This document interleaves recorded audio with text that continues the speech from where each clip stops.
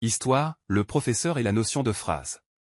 Dans une petite école de campagne, Monsieur Dupont, un professeur de français passionné, s'apprêtait à donner une leçon importante à ses élèves de 5e année. Ce matin-là, les élèves étaient un peu agités, mais Monsieur Dupont savait qu'il avait un atout dans sa manche pour capter leur attention, la magie des mots. Il commença la leçon en écrivant un mot au tableau, chat. Puis, il se tourna vers la classe et demanda, « Qu'est-ce que vous voyez ici ?» Un mot, répondirent en chœur les élèves. Exactement. Mais est-ce qu'un seul mot peut tout nous dire? Par exemple, si je vous dis simplement chat, savez-vous ce que ce chat fait? Les élèves se regardèrent, intrigués. Alors Monsieur Dupont ajouta un autre mot, d'or. Et maintenant, demanda-t-il. Le chat d'or, s'exclama Marie, une petite fille assise au premier rang. Monsieur Dupont sourit. Très bien, Marie. Quand on met les mots ensemble de manière à ce qu'ils forment un sens complet, on obtient une phrase. Une phrase nous donne une idée complète, une information. Il écrivit la phrase complète au tableau, le chat d'or.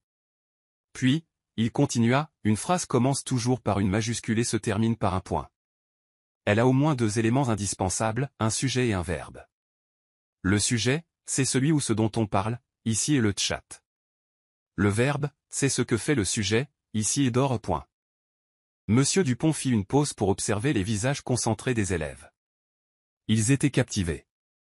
Mais attention, dit-il en se rapprochant des élèves comme pour leur confier un secret, tous les mots ne forment pas toujours une phrase. Par exemple, si je dis le chat, est-ce une phrase? Non, murmura la classe. Et pourquoi pas?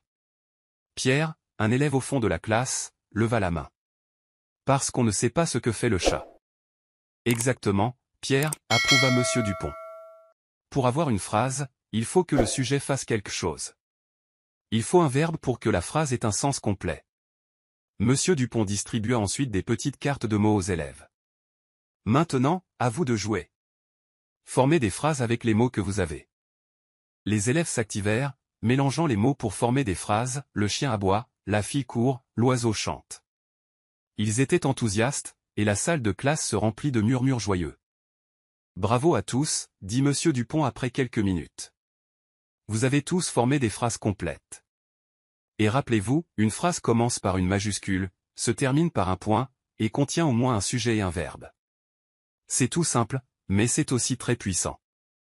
Avec des phrases, vous pouvez raconter des histoires, décrire ce que vous voyez, exprimer ce que vous ressentez. À la fin de la leçon, les élèves comprenaient mieux la notion de phrase.